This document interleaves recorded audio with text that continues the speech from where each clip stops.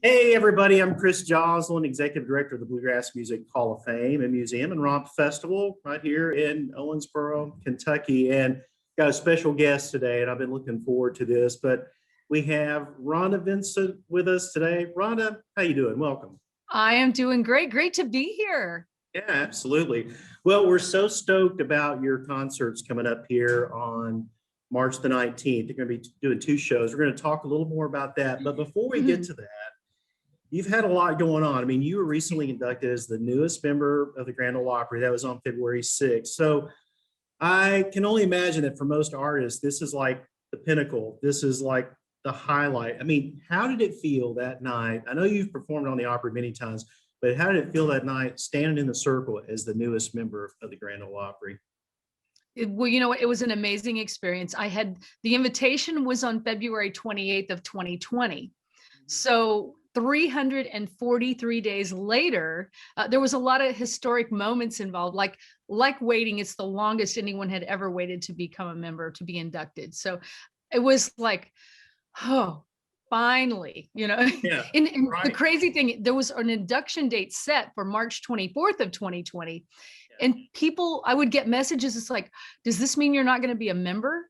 Because that was postponed. It's like, Right. I certainly hope not. Right. So Oh no, that's not going to be postponed. No, no. and you had Dirks Bentley inviting or welcoming you. I mean, a big country star, and you guys did a duet. I mean, I watched it on TV. It Oh, was a great night. it was so fun. I got to sing with Dirks, and Jeannie Seeley was there, and Mark Wills, and surrounded by friends. I walked into the backstage of the Opry, and there were flowers all lined up. And I just Oh, started looking. The first one was Carrie Underwood, Ricky yes. Skaggs, the Whites, Tigger and Brown, and all of this. It was just Yeah. wonderful. And then all these texts, Alison Krauss, and Ricky Yeah. sent a text too, Right. and Yeah. so it was just really special. Well, I know these folks are all your peers, but now to be part of that group, I mean, that's awesome. You're probably like me. You grew up loving the Opry, listened to the Opry. My folks would take me when I was little, and Oh I yeah. had my favorites. In fact, Hank Snow was my favorite because you remember Caton Roberts who played steel with Hank Snow. Oh I yeah. just loved his whole show and the flashy clothes. I got to go backstage and meet him once.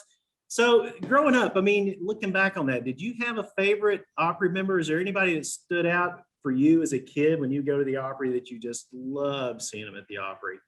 Well, my very first experience at the Opry was probably when I was about 4 or 5. And we stood out at the Ryman down the street in the long line. My father, he had a car accident when I was 2. So it was probably his very first outing, probably our very first time to Nashville. He couldn't hold me. It was very hot. It was a very long wait. A gentleman put me up on his shoulders. And one of my first memories is standing in that long line, getting into the Ryman. And then the artist that is in my mind, and I think it's because of his outfit, is String Bean. So Yeah. I have that memory so vivid, and remembering that. I mean, obviously, the group that inspired my family more than anything, and call them friends and to get to listen to them on the Opry, is the Osborne brothers. But Yeah. I mean, we listened to the Martha White Show each and every morning, Flat and Scruggs, listening to Marty Stewart. The crazy thing, the very first time that we went to the Opry House, I believe we only went to the Ryman one time, as attending, and then we went to the Opry House one time. And my dad found that backstage door, and he saw Marty Stewart, and he tried to push me towards Marty. And the guard pushed me back out, and my dad's pushing me back in. I didn't get backstage that night, but I just realized how important that was for my Yeah. father, for that I could be around those people. So a lot of great memories. Well, I know your mom is proud, and I know your father is celebrating that as well. So that's just awesome. And now you're going to be somebody's favorite Opry member. Just think about these young girls and boys. Aspiring musicians are going to see you performing there, and you're going to inspire the next generation. I think that's just awesome. So It's very hey, exciting. so speaking of the shows coming up here, March the 19th, that's a Friday. You're going to be doing two shows, 5 o'clock and 8:30. And I don't want to put the pressure on, but I know for a fact a lot of people have bought tickets to both shows. Oh, So I know you have a lot of material. I don't know if you plan to do two different shows, but what can people expect when they come to see you here at the Bluegrass Music Hall of Fame and Museum on the 19th of March? we don't use a set list. Yeah. So every show is Love it. different.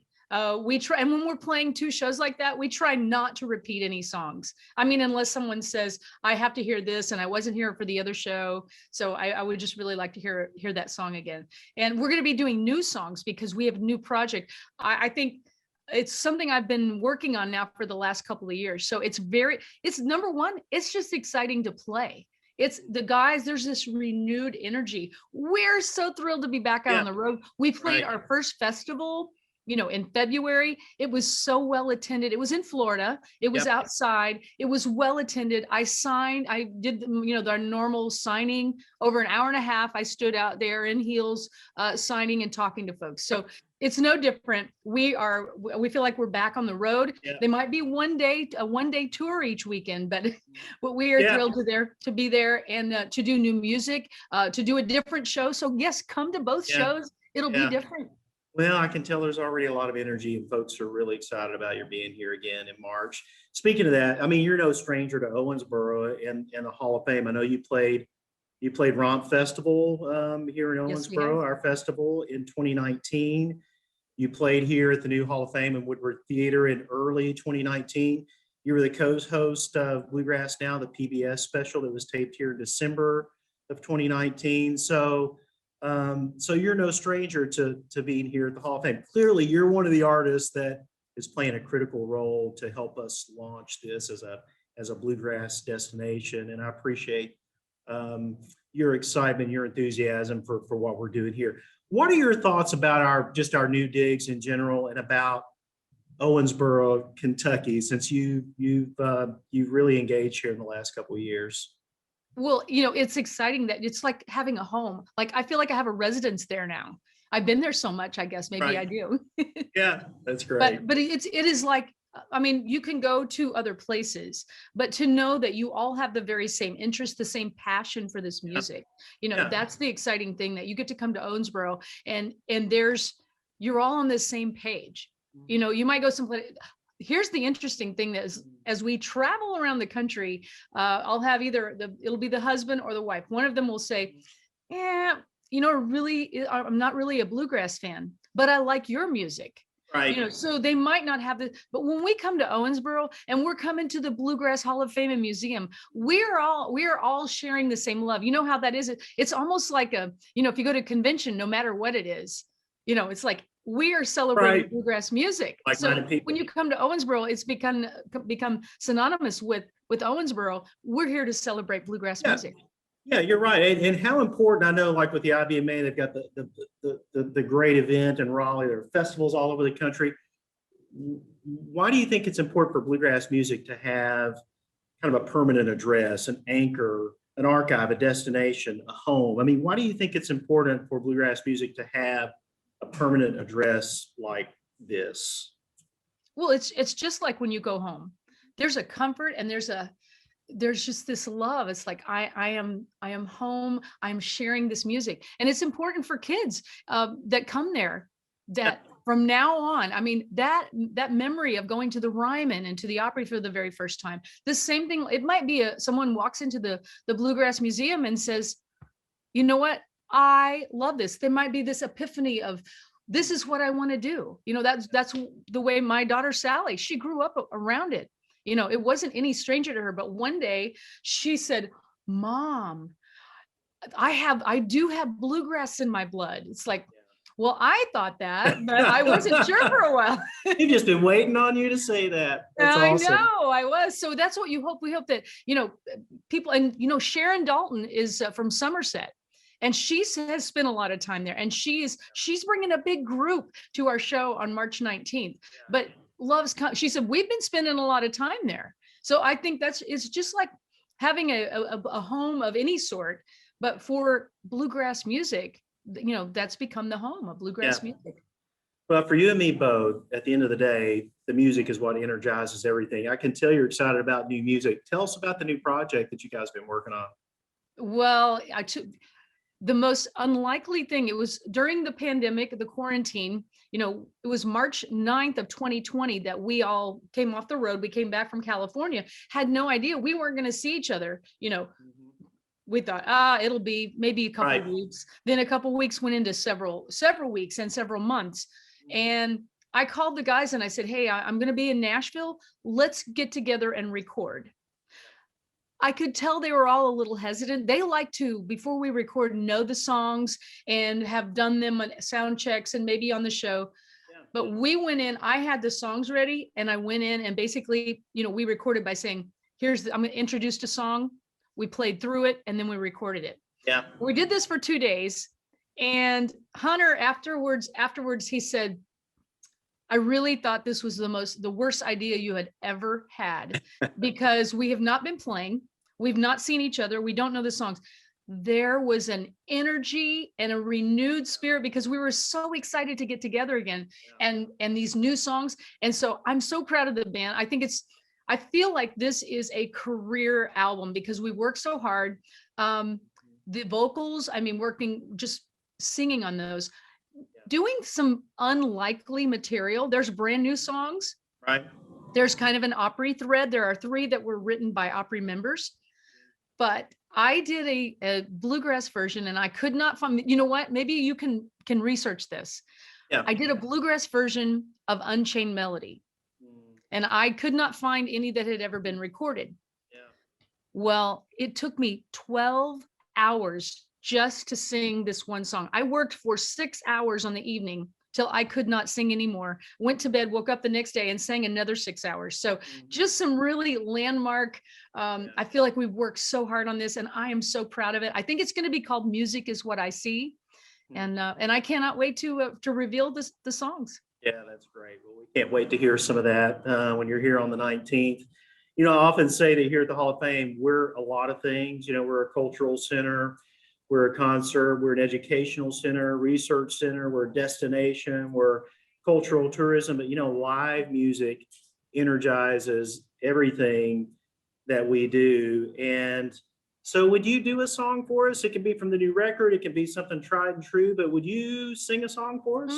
You know what? I don't have a mandolin here, but I do have a guitar, so maybe I can, and it's almost pretty much in tune too.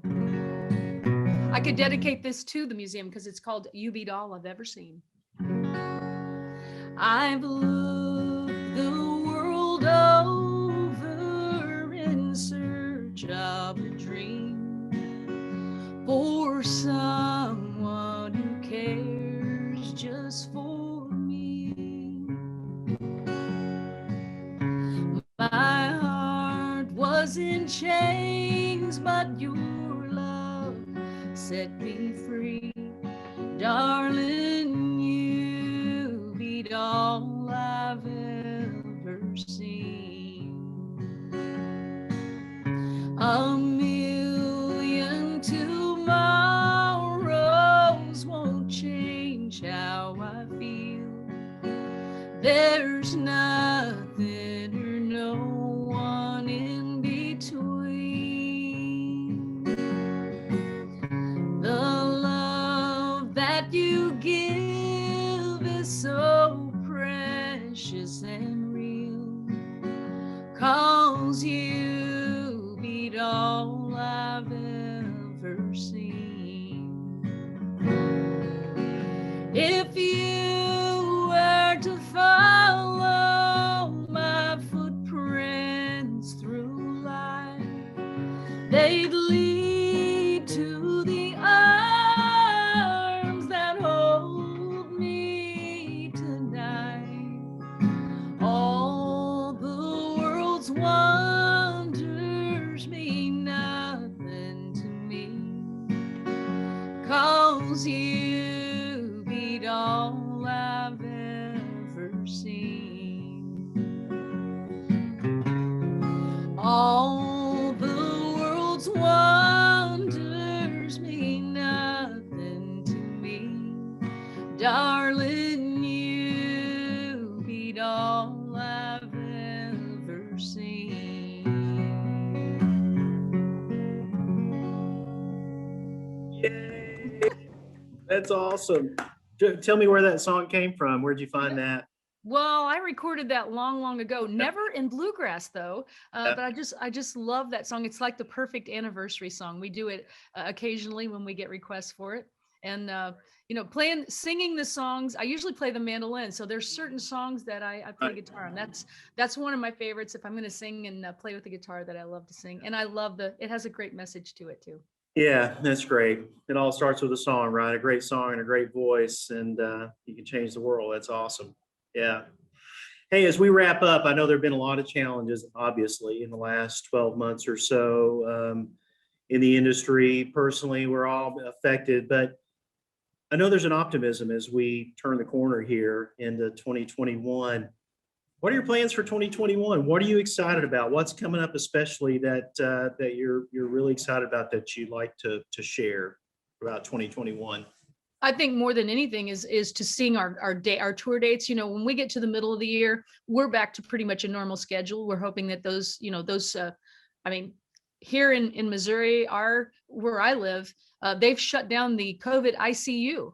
That's one of the most exciting things I've ever seen. They have no patients. So just getting back on the road, having the new CD, getting to Owensboro. So that's all a wonderful thing. And you know what? Thank you for hosting a show. Thank you to Owensboro for opening up the city and opening up, the Hall of Fame and Museum, that we can come back and we can play, we can release our new songs. 2022 is looking fantastic. So hopefully we'll get to visit again in 2022. But we're just happy to keep on keeping on. Right. Ron, it's always exciting when you bring your show to town, and so we can't wait for March the 19th. Two shows at 5 and at 8:30. Check it out at bluegrasshall.org for ticketing. And thanks for joining us today to give us a sneak peek about what we can expect. But we can't wait to see you on March the 19th.